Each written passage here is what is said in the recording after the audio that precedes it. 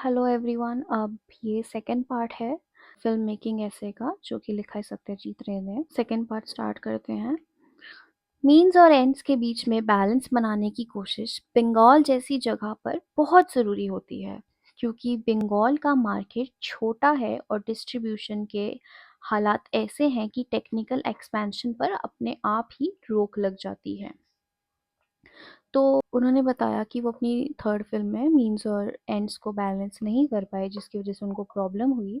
फिर वो बताते हैं कि बंगाल जो है वहाँ पे इसको बैलेंस करना बहुत इम्पोर्टेंट है, क्योंकि बंगाल की मार्केट छोटी है, यानी कि जो बंगाली फ़िल्म्स हैं वो सिर्फ़ बंगाली लोग ही देखने आएँगे, बाहर के लोग तो नहीं देखेंगे। तो फिर उनका जो प्रॉफ़िट है वो ऑब्वियसली कम है हिंदी फ़िल्मों के कंपैरिज़न में। और जो डिस्ट्रीब्यूशन की वजह से जो टेक्निकल एक्सपेंशन है, मतलब कि जो वो टेक्निकल चीज़ें हैं उस पे अपने आप ही रोक लग जाती है। अपने आप ही वो उसको आगे ज़्यादा वो नहीं कर पाते हैं टेक्निकल चीज़ों का यूज़, क्योंकि उनके पास जो इतने रिसोर्सेज़ हैं वो है नहीं। मतलब इतने प्रोड्यूसर्स पैसे नहीं लगाते, क्योंकि उनको पता है कि बंगाल का मार्केट छोटा है तो उनको प्रॉफ़िट इतना नहीं होगा। एग्ज़ाम्पल के लिए, जब 1962 में मैंने कलर फ़िल्म बनाने का सोचा, तो सब कुछ रियल लोकेशन पर शूट करने का प्लान बनाना पड़ा, क्योंकि यहाँ के स्टूडियोज़ के लिए इतनी सारी लाइट्स लगाने का खर्चा ज़्यादा हो जाता, जो फ़ायदे का सौदा नहीं होता। तो कलर फ़िल्मों के लिए बहुत ज़्यादा लाइटिंग की ज़रूरत है, तो जब उन्होंने सोचा कि मैं 1962 में कलर फ़िल्म बनाऊँगा, तो फिर उनको सब कुछ बाहर सनलाइट में शूट करना पड़ा, क्योंकि स्टूडियो के अंदर बहुत सारी लाइट्स लगानी पड़ती और फिर बहुत खर्चा होता लाइट्स लगाने का। एंड जैसे मैंने आपको बताया कि मार्केट छोटा है तो उनको इतना प्रॉफिट नहीं होता। अगर मुझे स्टूडियो में कलर फिल्म शूट करनी हो तो मुझे शायद बॉम्बे या मद्रास जाना पड़ेगा, लेकिन एक बंगाली फ़िल्म के लिए इतना खर्चा बहुत हो ज़्यादा हो जाता, और फिर इंसान को हिंदी या तमिल फ़िल्म बनाने के बारे में सोचना पड़ता, ताकि जो पैसे हैं वो वसूल हो सके। तो उनको ऐसा लगता है कि यहाँ के स्टूडियोज़ में तो शायद ना हो पाए ऐसी कलर फ़िल्म, शायद मुझे बॉम्बे या मद्रास जाके बनाना पड़ेगा। पर फिर वही बात है ना, अगर मैं वहाँ जाके एक बंगाली फ़िल्म बनाऊँगा तो उसको देखने भी सिर्फ़ बंगाली लोग ही आएँगे, और मुझे उतना प्रॉफ़िट नहीं होगा जितना मेरा खर्चा हो जाएगा। फिर शायद मैं सोचूँ कि शायद मैं हिंदी फ़िल्म बना लूँ या तमिल फ़िल्म बना लूँ, लेकिन उनको ऐसा लगता है कि जिस भाषा में उनकी फ्लुएंसी नहीं है, उसमें अच्छी फ़िल्म बनाना इम्पॉसिबल है। इसलिए उनको ये भी ठीक नहीं लगा कि वो हिंदी या तमिल फ़िल्म बनाए बंगाली छोड़ के, क्योंकि उनकी जो फ्लुएंसी है वो बंगाली में है। मीन्स और एंड्स की बात करें तो न्यू वेव फ़िल्म्स में जो एक रफ़ एज है, उसका असली रीज़न यही है कि वो पॉलिश या फिनिशिंग को अफ़ोर्ड नहीं कर सकते। पहले जानते हैं कि न्यू वेव फ़िल्म्स क्या होती है। तो न्यू वेव मूवमेंट जो थी वो 1950s के एंड में फ्रांस में शुरू हुई थी। वहाँ के न्यू डायरेक्टर्स ने कहा कि हमें पुरानी, बोरिंग और महंगी फिल्म्स नहीं बनानी। ये फिल्म्स यूजुअली कम बजट में बनती थी और इसमें रियलिज्म था। मतलब ये कॉमन लोगों की स्टोरीज थी और रियल लोकेशंस पर शूट होती थी, यूजुअली स्टूडियोज में नहीं शूट होती थी। तो वो बोल रहे हैं कि ये जो न्यू वेव फिल्म्स हैं, ये इनमें एक रफ़ एज होता है, क्योंकि और वो रफ़ एज अच्छा लगता है क्योंकि वो पॉलिशिंग को अफ़ोर्ड नहीं कर सकते, मतलब कि वो फिनिशिंग को अफ़ोर्ड ही नहीं कर सकते। फ़िल्म्स में पॉलिश या फिनिशिंग के लिए वक़्त चाहिए होता है, और जैसा कि सबको पता है कि फ़िल्म लाइन में वक़्त का मतलब पैसा होता है, जितना ज़्यादा समय उतना ज़्यादा खर्चा। गैलिक फ्लेयर यानी कि फ्रेंच स्टाइल दिखाते हुए न्यू वेव डायरेक्टर्स ने अपनी इस कमी को, यानी कि पैसे की कमी को, अपनी खूबी बना लिया और अपनी स्ट्रेंथ बना लिया, कि उनकी मूवीज़ में जो रफ एज है वो उनका एक स्ट्रेंथ बन गया। उन्होंने ट्रेडिशनल कहानी और स्टाइल दोनों को छोड़ दिया। उसके बाद रे जो है वो एक French film Jules et Jim का एग्जाम्पल देते हैं, जो कि 1962 में रिलीज़ हुई थी। तो जूल्स एट जिम जो है वो मूवी अपने जो टाइम पीरियड था उसके हिसाब से बहुत ज़्यादा एक अनयूजुअल और एक अनकन्वेंशनल फिल्म थी। मैं आपको थोड़ी सी स्टोरी बता देती हूँ। जो उसकी फीमेल लीड थी, जो कैथरीन थी, वो बिल्कुल भी एक जो उस टाइम का जो एक हीरोइन आर्केटाइप जो बना हुआ था उससे बिल्कुल अलग थी। वो जो उसका रोल था एज़ अ वाइफ़ और एज़ अ मदर उसको रिजेक्ट करती थी, और जो उसको करना होता था वो वही करती थी। वो अपने हस्बैंड को चीट करती थी, और वो अपनी बच्ची को हस्बैंड और बच्ची को छोड़कर चली जाती थी 6-6 महीने के लिए अपने लवर्स के साथ। और जो उसका हस्बैंड था वो उसको खोना नहीं चाहता था, वो अपने फ्रेंड से बोलता है कि तुम हमारे साथ रहो और मेरी वाइफ़ के साथ, कैथरीन के साथ तुम अफ़ेयर करो ताकि वो मुझे छोड़कर ना चली जाए। उसका जो फ्रेंड होता है उनका अफ़ेयर काफ़ी टाइम तक चलता है, बट देन उसका जो फ्रेंड होता है, आई गेस जिम, वो फाइनली डिसाइड करता है कि अब मुझे एक ट्रेडिशनल वाइफ़ चाहिए, और मैं इस सब से, ये अनसर्टेनिटीज़ भरी लाइफ़ से मैं परेशान हो गया हूँ।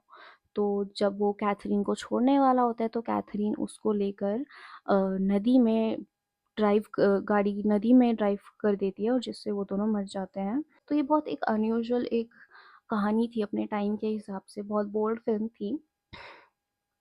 तो रे बोल रहे हैं कि अगर ये जो फ़िल्म है, अगर इसकी एक ट्रेडिशनल कहानी होती, तो इसमें जो एडिटिंग जो हुई है, एक रफ़ एज जैसे मैंने बताया आपको कि वो होता नहीं हुए फ़िल्म्स में, तो इसमें जो एक अनकन्वेंशनल जो एडिटिंग हुई है, जैसे जंप कट्स, फ्रीज़ फ्रेम्स और हैंड हेल्ड शॉट्स, ये सब देखकर लोग इरिटेट होते। क्योंकि ये फ़िल्म का फ़्लो तोड़ते। लेकिन क्योंकि ये फ़िल्म की स्टोरी ही इतनी अनयूजुअल थी कि इसमें जो अनयूजुअल एडिटिंग है, जो रफ़ एज है, वो उसको सूट करता है। फिर वो बोलते हैं जो ट्रूफो है, वो इतने समझदार है कि वो ऐसी गलती नहीं करते कि ऐसी एडिटिंग को वो एक ट्रेडिशनल स्टोरी पर लगा। हो सकता है कि हमें इस फ़िल्म के कैरेक्टर्स का अजीब और मनमौजी बिहेव करना पसंद ना आए, या हम उससे कनेक्ट ना कर पाएँ, जैसे मैंने बताया आपको कैथरीन जो कैरेक्टर थी। लेकिन इस बात से कोई इनकार नहीं कर सकता कि फ़िल्म को बनाने का जो स्टाइल है, जैसे जंप कट्स या हैंड हेल्ड कैमरा, वो पूरी फ़िल्म में एक जैसा है, यानी कि वो कंसिस्टेंट रखा गया है। इसीलिए ये जो फ़िल्म है, ये एक वर्क ऑफ आर्ट है। ये एक असली मास्टरपीस है। दूसरे बड़े यूरोपियन फ़िल्म मेकर्स में एंटोनियोनी, जो कि इटली के हैं, उन्होंने अपने काम में बहुत ही कम रिसोर्सेज़ का इस्तेमाल किया है, जो कि एक रेयर बात है। दिल से वो एक क्लासिसिस्ट हैं, और ये उनकी स्टोरी से रिवील होता है। सरफेस पे उनकी फ़िल्म्स एकदम सिंपल, सीधी-सादी होती हैं और फालतू की सजावट से दूर रहती हैं। उनकी फ़िल्मों में ज़्यादा फीलिंग्स एक्सप्रेस नहीं होती, और वो कोशिश करते हैं कि इंसान का स्टेट ऑफ माइंड जो है, वो उनके एक्शन और बिहेवियर से पता चले। मतलब उनके फ़िल्मों में ज़्यादा कुछ ग्रैंड इमोशनल सीन्स नहीं होते कि कोई रो रहा है, किसी का इमोशनल ब्रेकडाउन हो रहा है। जो इमोशनल स्टेट्स होते हैं वो बिहेवियर से ही पता चलते हैं। बहुत सटल उसमें इमोशंस यूज़ होते हैं, बहुत ही सिंपल उनकी फ़िल्म्स होती हैं, क्योंकि वो एक क्लासिसिस्ट हैं अपने दिल से। तो एंटोनियोनी की जो फ़िल्में हैं, इसी बात पर टिकी होती हैं कि वो ह्यूमन रिलेशनशिप्स को कितनी गहराई और सच्चाई से दिखा पाते हैं। और जो फेलिनी है, जो उसी देश से हैं, इटली से, वो एक रोमांटिक फ़िल्म मेकर हैं जो एंटोनियोनी से बिल्कुल अलग स्टाइल रखते हैं। तो ये दोनों जो स्टाइल्स हैं, आर्ट स्टाइल्स जो हैं, क्लासिसिज्म और रोमांटिसिज्म, ये बिल्कुल ऑलमोस्ट ऑपोजिट है। रोमांटिसिज्म में फेवर किया जाता है फीलिंग्स को ओवर लॉजिक या रूल्स। तो फेलिनी जो हैं वो एक रोमांटिक फ़िल्म मेकर हैं, और वो बिल्कुल अलग स्टाइल रखते हैं, जबकि दोनों वो सेम कंट्री से हैं। तो रे बोलते हैं कि मैं एक्लेक्टिक हूँ, यानी कि एक्लेक्टिक पर्सन वो होता है जो एक ट्रेंड, आइडियोलॉजी या स्टाइल का गुलाम नहीं होता। वो अलग-अलग जगहों से बेस्ट आइडियाज़ और चीज़ें पिक कर लेता है। तो रे कहते हैं कि मैं एक्लेक्टिक हूँ, इनफ हूँ, यानी मैं डाइवर्स अपनी पसंद रखता हूँ कि मैं दोनों को ही एडमायर करता हूँ, दोनों को। दोनों की फ़िल्मों को, दोनों के स्टाइल को। लेकिन मुझे ऐसा लगता है कि जो फेलिनी है, जो रोमांटिक फ़िल्म मेकर हैं फेलिनी, वो अपनी एम्पैथी से, विट से, वाइटैलिटी से और ऑप्टिमिज़्म की वजह से वो एंटोनियो के कंपैरिज़न में उनका क्रिएटिव करियर है जो वो ज़्यादा लंबा होता है। एम्पैथी जो होती है वो होती है हमदर्दी, विट होता है स्मार्ट ह्यूमर, वाइटैलिटी जो होती है यानी कि एक ज़िंदा दिली, ऑप्टिमिज़्म यानी कि एक पॉजिटिव होप होना लाइफ़ के लिए। तो ये सब क्वालिटीज़ उनको फेलेनी में लगती है, इसीलिए उनको लगता है कि फेलेनी का करियर वो जो है एंटोनियोनी से ज़्यादा लंबा चलेगा। ये मुझे दूसरे सवाल पर लाता है जो इंटरव्यूअर्स मुझसे अक्सर पूछते हैं, आपके काम को सबसे ज़्यादा किसने इन्फ्लुएंस किया है? रे ने स्टार्टिंग में बताया था कि इंटरव्यूअर्स मुझसे 2 सवाल बहुत कॉमनली पूछते हैं। तो पहला था कि उन्होंने फ़ील्ड क्यों चेंज किया, वो कैसे फ़िल्म मेकर बने एक ग्राफ़िक डिज़ाइनर से, एंड सेकंड ये कि उनके काम पर सबसे ज़्यादा इन्फ्लुएंस किसका है। 10 साल पहले मेरा फ़िक्स्ड आंसर होता था, 3-4 ऐसे नाम जो कि मुझे लगता था कि इंटरव्यूअर सुनना चाहता है। जो इंटरव्यूअर्स उनसे एक्सपेक्ट करते हैं, वो वही नाम दे देते थे, फ्लैहार्टी, रेनॉयर और डॉन्स्कॉय। फ्लैहार्टी इसलिए क्योंकि उन्होंने विलेज के लोगों पर फ़िल्में बनाई थी। रेनॉयर क्योंकि वो एक ह्यूमनिस्ट थे और उन्होंने पाथेर पंचाली के 2 साल पहले ही कैलकाटा में मूवी बनाई थी द रिवर। और डॉन्स्कॉय इसलिए क्योंकि उनकी जो गोर्की ट्रायोलॉजी है, उसके एलिमेंट्स पाथेर पंचाली से काफ़ी मिलते-जुलते हैं। जैसे कि मैंने आपको बताया था, ये भी एक अपू ट्रायोलॉजी जो थी, तो उनको ऐसा लगता है कि जो गोर्की ट्रायोलॉजी है, उसके एलिमेंट्स उनकी अपू ट्रायोलॉजी से काफ़ी मिलते-जुलते हैं। कुछ समय बाद मैं थोड़ा बोर हो गया उन लोगों के नोइंग नॉट से, क्योंकि इंटरव्यूअर्स ऑलरेडी उनसे एक आंसर एक्सपेक्ट करता था। ये 3-4 लोगों के नाम जो उस टाइम पे आई गेस ट्रेंडिंग थे या जो उनके जैसा काम करते थे, तो उनको ऑलरेडी पता होता था, उनका एक नोइंग नॉड होता था कि हाँ, ये वही आंसर करेंगे। तो ये जो है वो बोर हो गए इस सब से। तो आजकल मैंने पुराने संस्कृत ड्रामेटिस्ट और 18th सेंचुरी के जर्मन कंपोज़र्स का नाम लेना शुरू कर दिया है, और कभी-कभार बदलाव के लिए मैं उस बुक के ऑथर का नाम ले लेता हूँ, जिस पर वो फ़िल्म आधारित है, और उन्हें अपना सबसे बड़ा सोर्स ऑफ इन्फ्लुएंस बताता हूँ।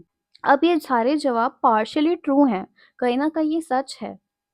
लेकिन कोई भी फ़िल्म मेकर जो सिनेमा के एक एडवांस्ड स्टेज में काम करता है, एक जो स्टार्टिंग स्टेज होता है उससे, तो वो जब फ़िल्म मेकिंग जब शुरू हुई होगी इंडिया में या बंगाल में, तो उससे तो वो काफ़ी आगे आ चुके हैं, वो एक एडवांस स्टेज में हैं। तो जो डायरेक्टर एक एडवांस स्टेज में काम करता है, वो इस बात से इनकार कभी नहीं करेगा कि वो पुराने या मौजूदा डायरेक्टर से उसने कुछ नहीं सीखा। लेकिन असलियत में जो डायरेक्टर दूसरे डायरेक्टर से सीखता है, वो होती हैं टेक्नीक्स के एक्सटर्नल्स, मतलब टेक्नीक्स की बाहरी चीज़ें, जैसे कि किसी क्लोज़अप शॉट की लाइटिंग जो दिमाग में रह जाए। कोई उन्होंने फ़िल्म देखी, उसमें क्लोज़अप है किसी के फेस पे और लाइटिंग उनको बहुत अच्छी लगी कि इधर से पड़ रही है या सामने से पड़ रही है, उनको वो अच्छी लगी और उनके दिमाग में रहेगी। या किसी सीन में कैमरा को कहाँ रखना है, या 2 लोगों की बातचीत के वक़्त बार-बार एक के चेहरे से दूसरे के चेहरे पे कैसे चेंज करना है। ये सब चीज़ें जो इंसान नोटिस करता है, वो अपने दिमाग के कोने में कहीं स्टोर कर लेता है कि जब मैं फ़िल्म बनाऊँगा, तब मैं भी ये सब ट्राई करूँगा या यूज़ करूँगा। बिल्कुल वैसे ही जैसे एक राइटर किसी दूसरे राइटर के प्रभावित करने वाले फ्रेज़ेस को नोट कर लेता है। जब एक राइटर को किसी दूसरे राइटर का कोई फ्रेज़ या कोई वर्ड कुछ अच्छा लगता है, तो वो भी उसको नोट कर लेता है। लेकिन जो सबसे ख़ास चीज़ हम एक डायरेक्टर में नोट करते हैं और एडमायर करते हैं, वो होता है उसका एटीट्यूड, वो उसका नज़रिया। क्योंकि वो उसका जो एटीट्यूड होता है, वो एक छाप छोड़ता है उसकी फ़िल्म्स पर। वो उसकी फ़िल्म्स को कैसे वो पेश करता है, इस सब पे वो एक ख़ास एक छाप छोड़ता है। अब वो एक इंसिडेंट के बारे में बात करते हैं। 1958 में मुझे अमेरिका के वर्मोंट में फ्लाहार्टी के घर पर एक फ़िल्म सेमिनार में शामिल होने के लिए बुलाया गया। मिसेस फ्लाहार्टी जो वाइफ़ है फ्लाहार्टी की, उन्होंने कहीं पढ़ा था कि उनके हस्बैंड का इन्फ्लुएंस है मेरे काम पर, और उनको पाथेर पंचाली भी बहुत पसंद थी। तो मिसेस फ्लाहार्टी ने मुझसे कहा कि जो पाथेर पंचाली की जो स्टोरी थी, वो उनको बहुत सच लगी। मतलब ऐसा लग ही नहीं रहा था कि वो फ़िल्म थी, कि वो फ़िक्शनल है। और उन्होंने पूछा कि मैंने लोगों को कैसे हैंडल किया, बच्चों को, बूढ़ी औरत को, और बाकी कैरेक्टर्स को मैंने कैसे हैंडल किया? क्या मुझे भी उनके हस्बैंड की जैसी ही प्रॉब्लम्स फेस करनी पड़ी? तो उनके जो हस्बैंड है वो भी विलेज के लोगों पर मूवी बनाते थे एंड वो रियल लोगों को लाते थे। तो जो मिसेस फ्लैherty थी उनको लगा कि पाथेर पंचाली के लिए भी रियल विलेज के लोग लाए गए थे। तो वो पूछ रही थी कि आपने कैसे मैनेज किया? क्या आपको भी वही प्रॉब्लम्स हुई जो मेरे हस्बैंड को फेस करनी पड़ती थी? मेरे लिए उनका भ्रम तोड़ना आसान नहीं था, लेकिन मैंने उनका भ्रम तोड़ दिया। मैंने उनको बताया कि जो मेन एक्टर्स थे वो गाँव से नहीं थे, ना उस गाँव से थे, ना वो किसी और गाँव से थे, वो गाँव से थे ही नहीं। बल्कि जो बच्चे थे वो कलकत्ता के स्कूल में पढ़ते थे और जो उनकी माँ बनी थी, उसके पास मास्टर्स ऑफ आर्ट्स की डिग्री थी और जो बूढ़ी आंटी थी वो प्रोफेशनल स्टेज पर काम करती थी। तो मिसेस फ्लैherty को कन्विंस करने में मुझे समय लगा कि जो फ़िल्म्स होती हैं उसमें एंड रिज़ल्ट मैटर करता है और कैरेक्टर्स नकली हैं इसका मतलब ये नहीं कि मुझे जो रियल में जो लोग जिनके साथ ऐसा होता है, जो पॉवर्टी में जीते हैं या जो गाँव में रहते हैं, इसका मतलब ये नहीं कि मुझे उनके साथ कोई सिम्पैथी नहीं है। 10 साल फ़िल्म मेकिंग ने मुझे ये सिखाया है कि सबसे बढ़कर किसी भी चीज़ का फेटिश नहीं बनाना। फेटिश मतलब होता है कि एक ही चीज़ का ऑब्सेशन, एक ही मेथड या रूल या टेक्नीक को फ़ॉलो करना और उसको ही करेक्ट मानना, उसकी ज़िद रखना। उनके हिसाब से फ्लेक्सिबल होना चाहिए। अब वो बताते हैं कि वो कैसे फेटिश नहीं रखते। मुझे नॉन एक्टर्स के साथ काम करना पसंद है, लेकिन मुझे प्रोफ़ेशनल और नॉन प्रोफ़ेशनल्स को एक साथ लाकर देखना भी पसंद है कि कैसे जो नॉन प्रोफ़ेशनल एक्टर्स हैं, वो प्रोफ़ेशनल से कॉन्फिडेंस सीखते हैं और जो प्रोफ़ेशनल्स हैं, वो जो नॉन प्रोफ़ेशनल्स हैं, उनकी वो सादगी से बेनिफ़िट करते हैं। क्योंकि वो यूज़्ड टू हो जाते हैं ना कैमरा से। पर जब वो सच में किसी वो विलेज के पर्सन को देखेंगे, जो नॉन प्रोफ़ेशनल है, तो वो देखेंगे कि सच में कैसे विलेज के लोग होते हैं, वो उनकी सादगी से सीखते हैं। मुझे असली जगहों पर शूट करना पसंद है और इंटीरियर्स में भी। लेकिन मुझे पता है कि एक इमेजिनेटिव आर्ट डायरेक्टर और एक ऑब्जर्वेंट कैमरामैन के साथ इंटीरियर्स को इतना अच्छा फेक बनाया जा सकता है कि कोई भी एक्सपर्ट धोखा खा सकता है। ओके गाइस, तो ये ऐसे ख़त्म हो गया है। आई होप आपको समझ आया हो एंड आपने दोनों पार्ट्स देख लिए हों। इससे पहले भी एक पार्ट है। So please like, subscribe and share. Bye.